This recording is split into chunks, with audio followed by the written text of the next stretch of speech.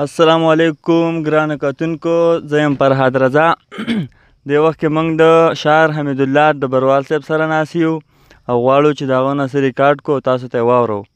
د غزل د اورېدو نه مخکې زه د هغه یو دوه شعرونه وایم چې رقیب د سوچ د انجام وکړي، تیزي نه ده پکار. رقیب دې سوچ د انجام وکړي، تیزي نه ده پکار. په دې نیت ډېر خلک راغلي چې کابل نیسمه. ای ډبرواله په جانان کې څه احساس راولم، د کور کړکۍ کې ورته ځوړم ستا غزل نیسمه. جی حمidullah dabarwal صاحب. مننه فرهاد رضا صاحب، نړۍ مننه. غواړم چې نن در سره خپل نظم شریک کړم، کوم چې عنوان لري bewasi. اختره دا تړون دی چې زمونږ کلي ته رالي، اختره دا تړون دی چې زمونږ کلي ته رالي، زما او ستا سمی نشي، زما زړه کې ماتم دی. مننه.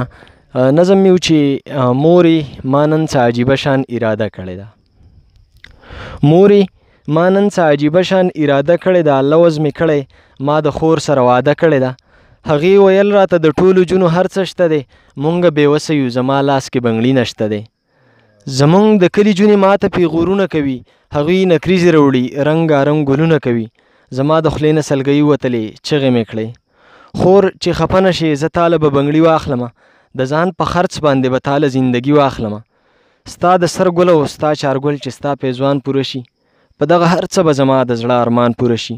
تاله پړونی لوپټه راوړم، پېشوار راوړمه، تاله سینډل راوړم، نکریزې او ښایسته هار راوړمه، خو شرط به دا وي چې به تا پرېږدمه، مور پرېږدمه. زه به د کلي ځمه، کلی پرېږدم، کور پرېږدمه.